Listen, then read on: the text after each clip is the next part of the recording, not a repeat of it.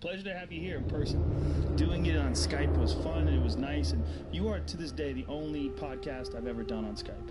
Really? Yep. Oh, yeah. wow. But I had to talk to you. If you couldn't get down here, there's got to be a way. So it was nice to be able to do it that way. But much nicer to see you here in person. And much better to be here in person. And actually, what's responsible for being here in person is that I wouldn't actually come all this huge distance even to be on your show, unless you paid me lots of money, of course, which I'm not prepared to do. But because I have this conference coming up at the end of the week called CPAC, which I'm surprised you didn't know about, Conference on Precession and Ancient Knowledge, which is the end of this week.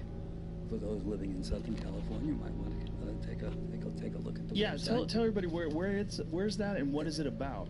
It's Rancho Mirage, which is a great name. It means there is no ranch, but Rancho Mirage, which is somewhere near Palm Springs, and it is about exactly what it says, Conference on Precession and Ancient Knowledge, and it questions, to begin with, the whole, how shall I say, the whole scenario, the standard scenario about what causes precession, which is supposedly a kind of a wobble of the earth caused by nobody knows exactly what. And the counter theory is that it isn't that, it's that there is a dwarf star of some sort orbiting the sun, upsetting the balance of the celestial mechanical balance of it. And that makes a difference. You say, well, what's the difference one way or another? There's precession. It does make a difference actually in the big picture, because it means that our solar system basically conforms with all of the other solar systems, which mostly are dual in nature. Sirius, for example, has a dwarf star. Watch out, coming through! Sirius B, that's responsible for all sorts of measurable phenomena. So it starts off from there, but then the ancient knowledge comes in, because precession, and this is a big mystery, precession seems to be a factor of virtually every ancient society, be it sophisticated, a la China and India, South America, Mesoamerica, or so-called primitive, a word I hate to use, it means unintellectualized or not expressed in coherent Western philosophy, for whatever that's worth. But precession is a known fact, discovered actually a long time ago. You'd think by now it would be common knowledge and everybody would teach it in school, which is sort of a joke. It's kind of interesting that people don't teach it, right? It is a very bizarre thing that it's so prominent in ancient cultures and ancient society that they literally mapped this out, this 26,000-year cycle, this wobble of the Earth, and that we rarely talk about it, ever. No, because it upsets the notion that there's a knowledge of this going back to ancient times, presupposes that there's a very advanced observational astronomy dating at a time when supposedly people were still living in trees. So this is actually a big deal, hence the Conference on Precession. And the ancient knowledge comes into it because understanding that there is a highly sophisticated scientific understanding that goes back not just to ancient Egypt itself, but far thousands and thousands millennia beyond, upsets what is effectively the reigning religion of today, except it doesn't call itself a religion. It calls itself science, which is based supposedly on reason. It's not. None of those things are true. It's not based on science, and science is not based upon reason. Maybe we'll get back to that. Some science is, but archaeology in particular is very rigid in its ideas, and a lot of it is based on the professors that have written books and that teach these ideas, and they don't want to let them go. And when new knowledge is discovered that challenges those ideas, they fight it rigorously, even if it's knowledge like the stuff that you exposed with Dr. Robert Schoch, which was the water erosion on the Sphinx, which we were talking about before the podcast, which is one of the best pieces of evidence, because the last time there was rainfall, heavy rainfall in the Nile Valley was, what was it, 9,000 BC? Is that what it was? They debate it, but it's way before the beginning of dynastic Egypt, and then it's a question of how old or when those rains fell. Because interesting bit of thing here that I'm now at liberty to relate publicly. Originally I wasn't.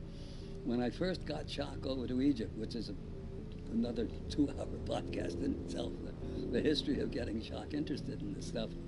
And when he finally agreed, very hesitantly and very skeptically, to come along because he had to see the evidence for himself, and I scraped together a bit of money to bring him over. And we got into the Sphinx enclosure. I don't think we got in legally. I think we bribed our way in very early in the morning. Well, in Egypt, everything is possible. And bribed our way in, and he walked into the Sphinx enclosure. Actually, when we get that up on the screen, you'll see the level of the water, or the extent of the weathering, of the water weathering. And Chuck looked at it, and everybody else walks into the Sphinx enclosure and has this shock of recognition in the presence of this fabulous work of sacred sculpture, in fact, of sacred sculpture. And Jacques looked, but Jacques is a no, that's not it, it's go way back, Jamie, right to the beginning, first slides. And Jacques, everybody else sees the Sphinx as a work of art. Jacques sees the rocks.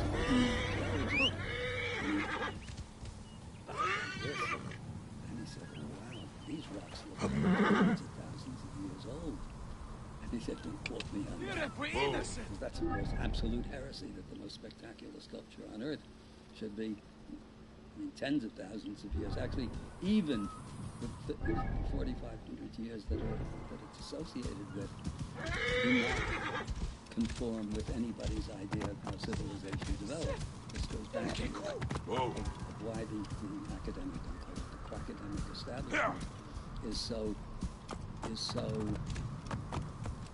passionately the Great Sphinx defends it is smaller than I expected the way that it does, because the reigning paradigm, the reigning religion today, which is not acknowledged as religion, is that this is the Church of Progress, and its credo, just like the Virgin Birth, is the credo of hidden entrance. Christianity.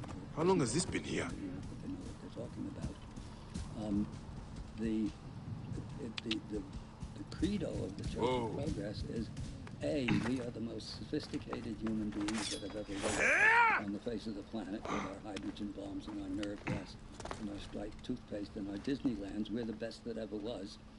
And secondly, that progress, as it's called, goes in a straight line from primitive cavemen up to ourselves. And when it becomes self-evident that in very, very ancient times, they had knowledge of precession, which is an incredible thing to, it's almost unimaginable that it happens through careful observation, because the sun, I don't know if all of the audience will know what this is, what it's worth talking about. The sun, if you look at the spring equinox now, it's the sun is rising against the last bits of Pisces. It may even be in the earliest stages of Aquarius. And gradually the sun precesses, let's say, backwards around the zodiac in a cycle that takes canonically 25,920 years to make a complete circle. What this means is that it actually takes 72 years, precisely, for the sun to precess 1 degree. So this is nothing. Who's going to be sitting there for 72 years watching the track of the sun in a cycle that takes 26,000 years to go around? And observe that there's a discrepancy enough to write it down and pass that information down. And then why should they care? It's somehow or another deeply connected with the civilization of that time and with our civilization. And when you look at the numbers involved, this is another hours of conversation, actually. Right. The 72 and the 73 are significant numbers in practically all of the developed numerologically based societies. So in Egypt, Set, who's the bad guy, derivative, probably Satan is derived from Set. He's the bad guy, but he's also a great god. That is to say, the gods are not gods in any superstitious fashion. They represent the embodiments of cosmic principles. So, Set is he who fixes the spirit dead and end. matter. And the whole basis Does not make sense. Well, there must be a way forward. Including most of the religions that are around even today in their depraved forms. The objective of any esoteric discipline is to free ourselves individually and collectively from our imprisonment in matter. This is the quest for immortality. And so, in some sense or another, that processional cycle is very important, and the numbers are important. In the myth, which again we don't have time for, but Osiris is the good king. Actually, this is all very carefully in the Hamlet myth, which becomes Shakespeare's Hamlet, and then in the Lion King, in Disney's Lion King, the movie especially, which is really pretty brilliant. Anyway, Set is the good king who is beloved by his people, and Set is his wicked brother, his evil brother, who's determined to unseat him and steal his sister wife Isis while he's at it. Anyway, Set sets a trap for Osiris, and it's Set and his 72 followers. So 72 is this number associated with time, and the 72 to 73 is a very significant ratio, actually, which pervades the philosophies of, as I said, of all of the esoteric civilizations. So all of this stuff, instead of being the kind of mask of quackademic, the same guy you were talking about earlier, still thinks the Sphinx is weathered by sand. Ask one of those what ancient myth is about. They say, oh, well, it's just a fabrication written by primitive people who are trying to explain the mysteries of the universe. It's the other way around. The primitive people are the ones with the PhDs. And back then, they not only did they understand these scientific, these astronomical facts, but they orchestrated their whole civilization around those facts. And the deeper you get into this, the more miraculous the extent of ancient knowledge becomes. Now, what is the mainstream explanation when they talk about the prevalence of the number 72 and their understanding of the precession of the equinoxes? Do they address it at all? Like, how do they sort of explain how they knew about this 26,000-year cycle?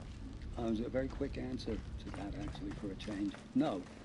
They don't explain. They don't. They just ignore it. Is it sort of like the Parthenon, the Acropolis? You know, which one? The Acropolis is the building, and the Parthenon is the structure, right? Is that what it is? No, both are temples, both are buildings. But what is what's the base? The base is the one that they don't explain, right?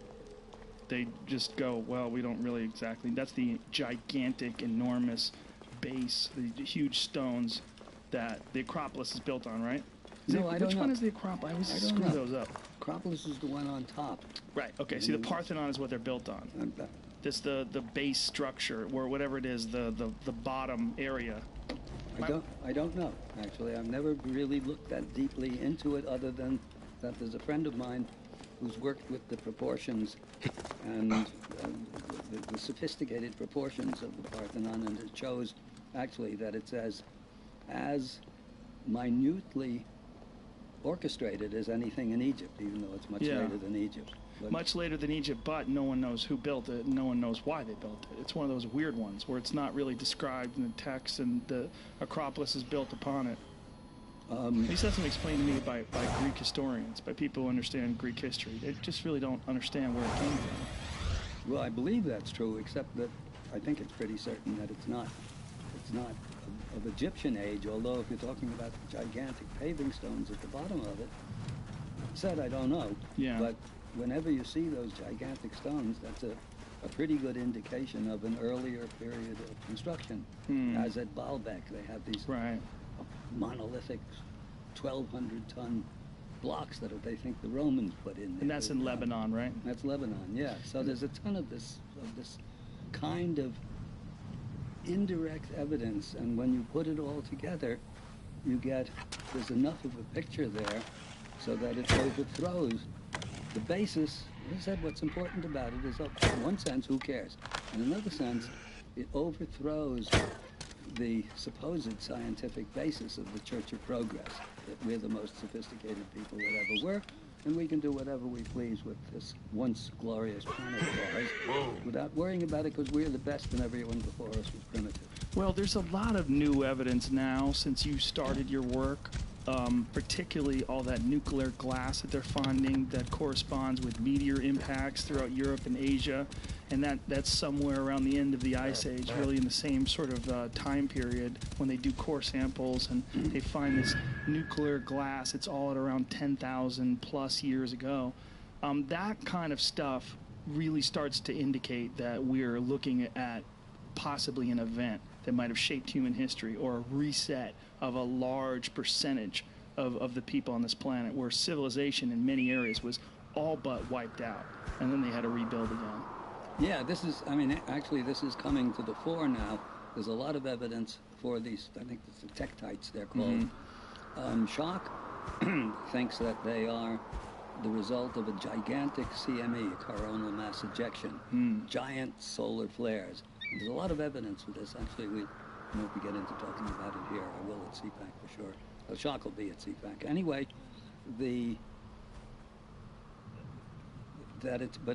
it's unlikely that it's actually a nuclear blast, because it would be inconceivable at by our standards, a man-made nuclear blast. Although, when you go into the Hindu texts, and I think it's the Upanishads where they describe what sounds like, I mean, it's described as a battle of the gods, but for all the world, it does sound like a nuclear conflagration. I mean, a human-made nuclear conflagration. I don't think anybody knows enough to say what it is, other than that story is in there. Right. And in fact, because I'm a writer by trade, I'm very interested in the way that language is used. And so myth is one of the principal misleading words that if you look in the dictionary, the first meaning that it gives to myth is a lie. You would talk about the myth, Mythbusters goes that myth is a lie. But the ancients didn't see myth as a lie. What myth actually is, when you get into it deeply, is it is the interplay of cosmic principles described as drama rather than in mathematics. So once you get a good look at this, is an extraordinary but opaque book called Hamlet's Mill by Giorgio de Santillana and Hertha von Deckent, who were historians of science at MIT, which is about as respectable as credentials can be. So as soon as myth is understood as having both a rigorous scientific as well as philosophical and spiritual base, the whole understanding of myth turns around. And you see, for example, in Hamlet, in Shakespeare's Hamlet, which is based upon a Danish folk tale, which then becomes, quite brilliantly actually, the Lion King in the Disney film. You see how the myth, I mean, in other words, you could decode the Osiris-Isis-Horus myth as pure science, and you might call it as spiritual or as sacred science, and at the same time it's a ripping good story when you put it that way, a story, because then everybody can understand it, even if they don't understand it, or even if they can't articulate what they've understood. The power of the story soaks through.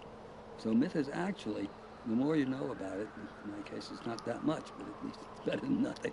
The more you know about it, the more amazing mythology becomes, that they should have been able to put together these complex, hierarchical,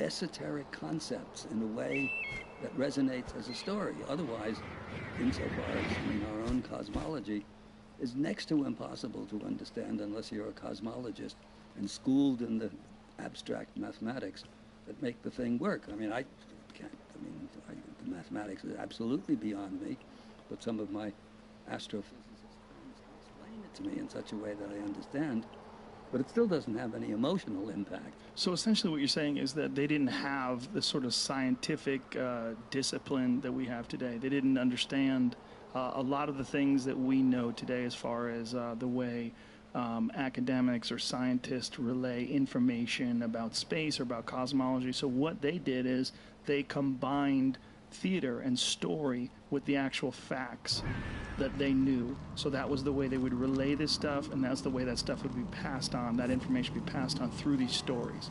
But in those stories was an actual history of the world itself, as far as they knew. Through that and through symbolism. And this is an infinitely superior way of communicating knowledge, because you don't have to be an expert. It soaks into your bones in such a way that it directs personally and collectively people's behaviors. And it's my firm conviction that this is why Egypt lasted as a coherent civilization, even in its dynastic form, for 3,500 years, and our lunatic society is coming apart at the seams in front of our eyes in 300 years. I wanted to talk to you about the written history of Egypt and the hieroglyphic history of the pharaohs. Because I remember, I think it was from Magical Egypt 1, you were talking about the historical record, like what they have written down in the hieroglyphs about the pharaohs, that it goes back far beyond what we think of as the birth of Egypt. You know, with the construction, the Great Pyramid, I believe they put it, modern academics put it at 2,500 BC, correct? Yes. And you believe that it's possible that Egypt existed as far back as, I think you said 34,000 years? Well, that's their own, that's the Egyptians' account, not mine. Right, of course. As expressed in a stone tablet called the Palermo stone, because it's now in Palermo, Italy, and in a very fragmentary papyrus called the Turin papyrus, which is now in Turin. And both of these documents, one is a stone stela and the other is a papyrus, tell or recount long periods when Egypt was ruled first by the Netcheru, which means the gods themselves, which I take to mean fully realized divine human beings. In other words, human beings that have attained, that have passed the test of the quest for immortality, who are in effect, they've outsmarted death, or they've outdeveloped death. Why do you believe this? Because their works speak for themselves, as it were, and the level of the. Now we're talking going back even to dynastic Egypt, because the temples themselves and the level of art involved, particularly in sculpture, is such that standard, I'd say genius is rare enough, but standard human genius doesn't seem to apply to these incredible constructions. And the academics simply dismiss it out of hand as really very talented exponents of a barbaric and primitive understanding of the cosmos. Leading my trips there, which I do, as you know, a few times a year. Next one coming up, by the way, anybody listening in. How could people go on one of those trips with you? Oh, it's very easy to pay. Okay. Where do they find you, though? On my website. JohnAnthonyWest.com?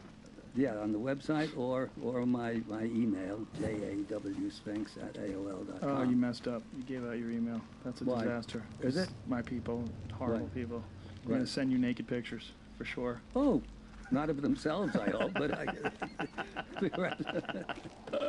Are you familiar with the term dick pic? I am now. Yeah, there you go. So your thoughts are that these people that lived 34,000 years ago were incredibly advanced, yes. Like much further advanced than we are today. Which doesn't take much, but right. When you understand what's involved. But yeah, I know what you're saying, but I mean, we're pretty damn advanced compared to people a few hundred years ago, correct? In certain ways we are, but right. we still can't. We couldn't and wouldn't build the Cathedral of Chartres. Mm-hmm. There's nobody alive, to the best of my knowledge, who could produce a building that is based upon sacred principles that even comes close to... You mean sacred geometry? And sacred, even that. I mean, a few people really know quite a bit about this, but they couldn't design Chartres. And that's 12th century. Was Anyway, what was it about Egypt in that time in particular that, in your opinion, I mean, obviously there's a lot of speculation going on here because there's so little evidence from 34,000 years ago, but what is it about that area that you think developed people at such an incredibly high level? Because unless there's more evidence to be found, there doesn't seem to be any parallels anywhere else in the world like that one spot.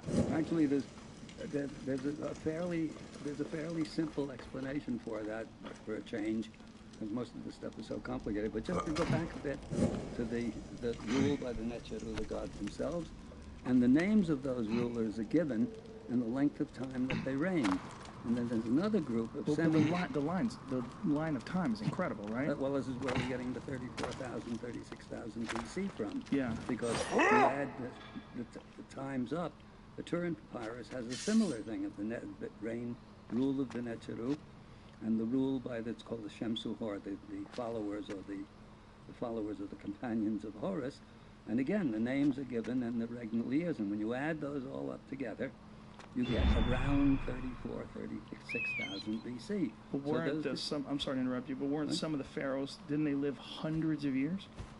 There's no evidence for that. But wasn't it written that they did? I'm not sure. I'm not sure what those dates are actually. I've not actually deeply researched them.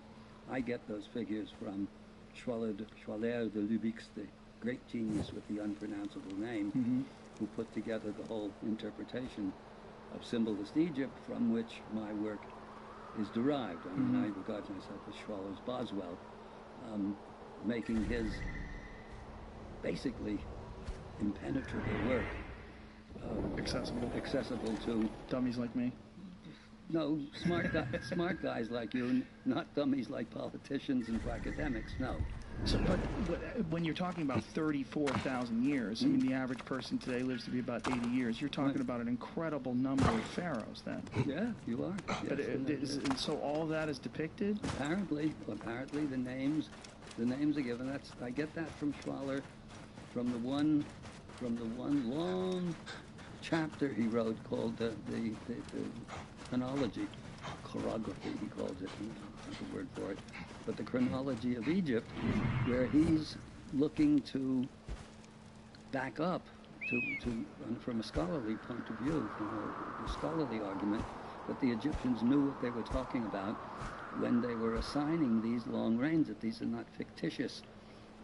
This is not made up history in order to, fool the people who couldn't read the hieroglyphs anyway. Only the scribes could read the hieroglyphs. So Schwaller wrote this very long and thoughtful and scholarly chapter. And then at the very end of it, this throwaway line, and is, of course, the Great Sphinx of Giza has been weathered, shows unmistakable signs of aquatic erosion. And that was my little epiphany, because I picked up on that and said, wow, the rest of this isn't science, but that's geology. And the geologist can be, will agree that this cannot have taken place since 2,500 BC, when the Sphinx is supposedly built. This will upset the whole paradigm. All of civilization will have to be, our view of civilization will have to be rethought. And that's began this long, now 4-decade-long quest to find somebody to back it up. And we're now, my sense of it is, closing in on beating down the opposition.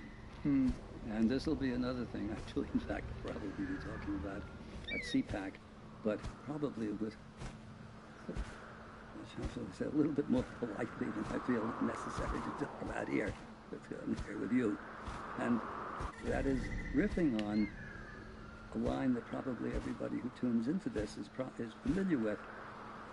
Victor Hugo, the French poet, novelist, dramatist of the 19th century. It's actually France's most popular poet of the 19th century was Victor Hugo. And it was Victor Hugo who wrote the famous line, "There's one thing stronger than all the armies in the world, and that is an idea whose time has come." You know that, right? Yeah. Everybody knows that. But what Victor Hugo didn't think of, or if he did, he didn't express it, was that the second strongest thing in the world is an idea whose time has not yet gone. And since it is a matter of record that all of the armies in the world, be they military, economic, financial, cultural, agricultural even, wherever there's a paradigm, there's an army devoted to protecting that paradigm. And this is where we stand now, that the idea whose time has come only comes when the second strongest, the armies of the second strongest thing in the world are beaten down, are beaten into the ground, and somebody breaches the portcullis to the ivory tower where all of these guys live. And this is a particular interest to me because I am a scholar by default, but a satirist by nature. And really my whole adult life has been devoted to proving a vision that I had at the age of 13 or so, that I was born into a lunatic asylum. And at the age of about 19, it was a very uncomfortable place to live where everybody called it progress. And I thought it was crazy. And at that age, about 19 or so, I knew what I wanted to do, which was to be the little boy who said the emperor has no clothes, and to prove to everybody's satisfaction that indeed the emperor has no clothes, and it's a lunatic asylum. The end result took me the decades to realize that, is that in real life what happens is that, no, people all don't say, whoa, look, the emperor has no clothes, and everybody lives happily ever after. What happens is that the disgraced emperor goes back to his palace and regroups the empire, and at the end, all of the forces of empire conspire to prove to everyone that the emperor's clothes are real, but it's the child who's imaginary. We were talking about this before the podcast, and this is a really fascinating aspect of this discussion. Was when I first became aware of your work was that Charlton Heston narrated documentary about the aging of the Sphinx, the mystery of the Sphinx, which I believe was on NBC. What I thought was shocking was when Dr. Shock was speaking to that Egyptologist who was saying, what evidence is there of a culture that existed 7,000 years before ancient Egypt? There's no evidence. He's like, there is no, and he was laughing. And the way he was doing, there was so much ego involved in what he was saying. I was like, wow, this is not how I would picture an Egyptologist laughing. Well, that got me curious. I started getting into it. Why would anybody think like that? And then I realized, oh, these guys write books, and they teach lectures, and they teach classes based on this information that they're teaching, and now this information has been shown to be not true anymore. When Dr. Shock was showing this water erosion, and he was saying that this was all before the discovery of Göbekli Tepe. And once they discovered Göbekli Tepe, now they know that there is a sophisticated structure capable of massive stone circles that was 12,000 years ago at least, when it was intentionally buried. So it could have easily been several thousand years old then. We don't know. But we know at least 12,000 years ago someone was capable of incredible design and incredible stone structures with three-dimensional animals carved into these stone structures, which is very sophisticated. Now, has that guy been talked to since then, and has he amended his position on it? As far as I know, he hasn't. And I know Lehner reasonably well. We're civil to each other. And it won't be long now. I mean, he's one of the generals of the in the army of the idea whose time has not yet gone, and his time is coming up pretty shortly. Does he address Göbekli Tepe now? I mean, because his whole position was there was no civilization. What evidence is there? Well, now that you have this evidence, what does he say? Well, maybe I haven't actually spoken to him. And I don't know if anyone has. I see him in Egypt every once in a while. I don't know if anyone has. And I ran into him fairly recently. He just said hello. And I don't think I'd necessarily want to bring it up with him off the record. I'd rather have him with the cameras on us. Right. And just see what happens. Right. Otherwise, he's a dead duck. But it's just so, he seems to be just clinging to this idea because he can. like mainstream academia hasn't accepted this predating of the Sphinx, or also the difference in the structures, like the difference in the construction methods that were used. One of the more fascinating things that you sort of highlighted in your Ancient Egypt series, Magical Egypt, which is fantastic, and I highly recommend it to anybody who is even remotely curious of this. You will be sucked in an incredible way. It got to the point my wife was walking by the TV. She's like, "Jesus Christ, you watching Egypt again?" And I'm like, "It's like 6 discs. It goes on forever." 8. So there's a clear distinction between the older methods of construction and the newer methods. They use different methods. Yeah. And it's really obvious to someone like me who's not even I don't know anything about it. But you could see the difference. And also that these older structures were below the newer structures. Like you had to dig down to get them. That's right, yes. Like the fact that they don't address that, the fact that this isn't, it's like they want to lump this all into the same people is kind of crazy. It is, but as long as they can get away with it, they will continue to get away with it. As I said, the second strongest thing in the world is the idea whose time has not yet gone, and anybody who doesn't, let's say among myself and my colleagues who are all in this, let's say, the quest to prove, to demonstrate that advanced civilization existed in the very distant past, which is, in my case, in other cases not necessarily, but in mine, it's because that opens the door in and of itself. It doesn't affect the price of eggs. But on a much more profound philosophical level, once it's understood that understanding that civilization goes that way much further, leads to the understanding and the acceptance that our role, our destiny as human beings is to achieve immortality. This is as simple as that. Otherwise, it's just a head trip. In other words, if it's not understood that we have a role to play in this grand cosmic scheme, there's no civilization possible. What do you mean by that? Our goal is to achieve immortality. Do you mean as individuals, or do you mean in what way? That we arrive at a level of consciousness that is not subject to the death of the physical body. All of religion is based upon that.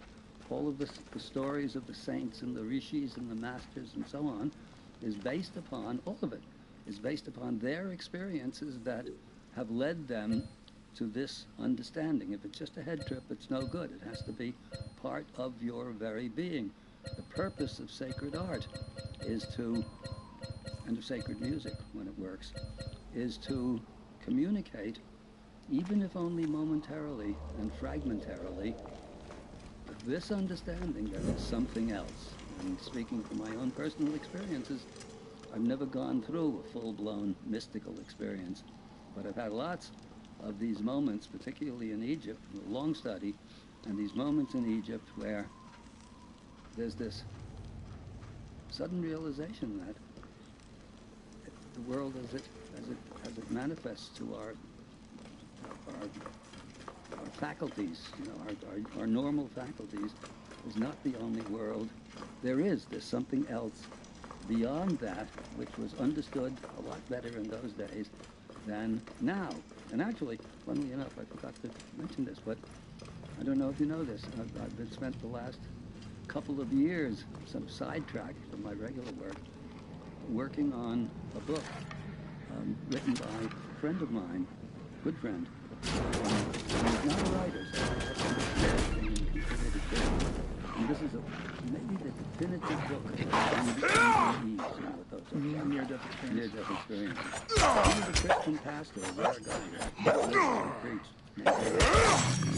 And as he had collected all of this material, a huge amount of material, he was trying to systematize, because this is now it's certainly not a common experience, but there are like 5,000 verifiable accounts of people who have been clinically dead and who have been revived, usually through modern methods, because now one of the reasons why it's now so common, and before was reserved for the saints, the great saints and the mystics, that modern medicine has improved to such an extent that if you get to these people quickly enough, any number of people who are clinically dead for X number of minutes, not 2 days, but minutes, sometimes more extended period than that, come back with these tales of this realm beyond that of the senses, the realm of higher consciousness. Basically what it is, what they've experienced is grace. In Christian terms, it's grace.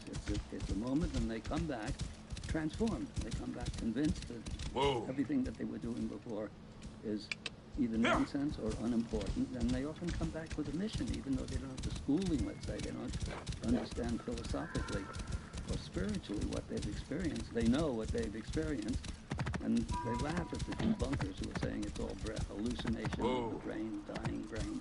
This is all garbage. What they've experienced, and David put these together in a systematic fashion.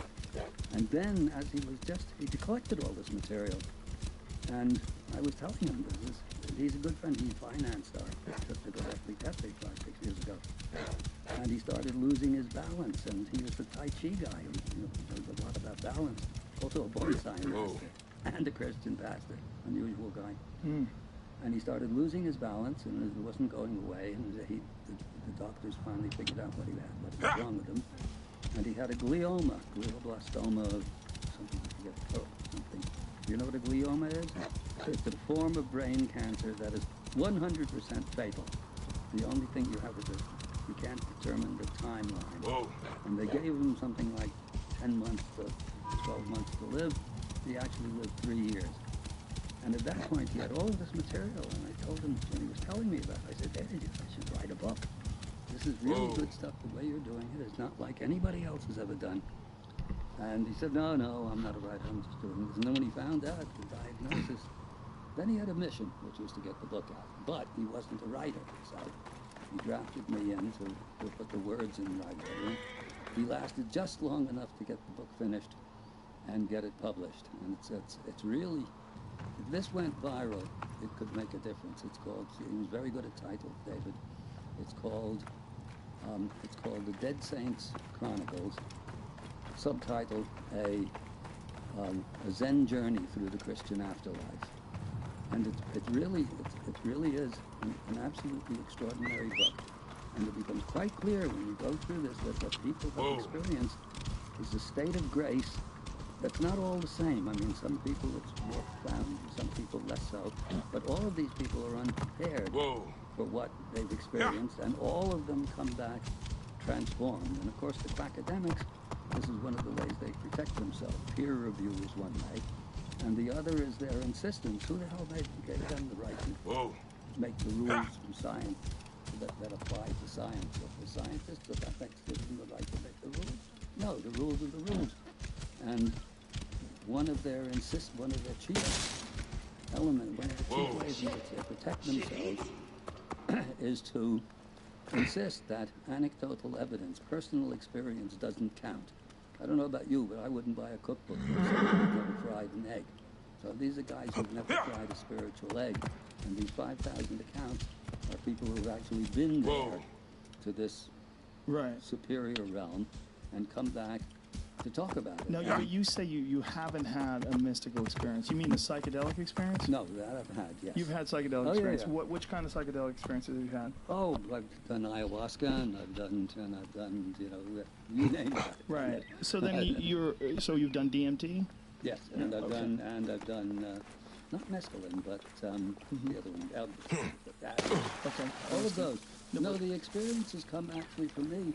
As I said, they're not a major. It's not the state of grace that these people are talking about. You didn't experience the state of grace when you did DMT? Not quite. No, not compared to what the NDEs. Can I ask how many times you've done it? One time. Okay. Did you do a lot of it? I don't know. You got to do a lot of it. Yeah. Maybe. Did you just dissolve? Did you go to this crazy geometric infinite universe where you're I didn't. You didn't get in there then? I didn't get in there. I didn't need. How long are you in town for? Pardon? How long are you in town for? Only till tomorrow. You want to have to make something happen. You gotta go deeper. Yeah, but maybe. That experience that people are having, a near-death experience, is mirrored by the same. I'm sure you're aware of Dr. Rick Strassman. Oh yeah, sure. Sure. I believe actually he's on the. That's right. I never met him when Chance was doing it. Brilliant guy, and so important because what he has created by his book, DMT, the Spirit Molecule, they did these clinical tests giving people DMT in a clinical setting and at the University of New Mexico.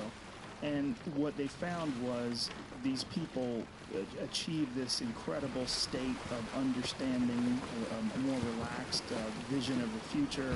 They're more confident, like the idea, and this is also mirrored by some of the John Hopkins tests that they've done with people with psilocybin, where people have, they have just a much better outlook about the future. They don't think that this is it, and that whatever happens to them when they're having these trips. And the way Strassman did it is much more intense than most people do it, because they did intravenous doses, which last longer. A typical DMT trip lasts only about 15 minutes, unless you just jump right back in, which is what I usually do.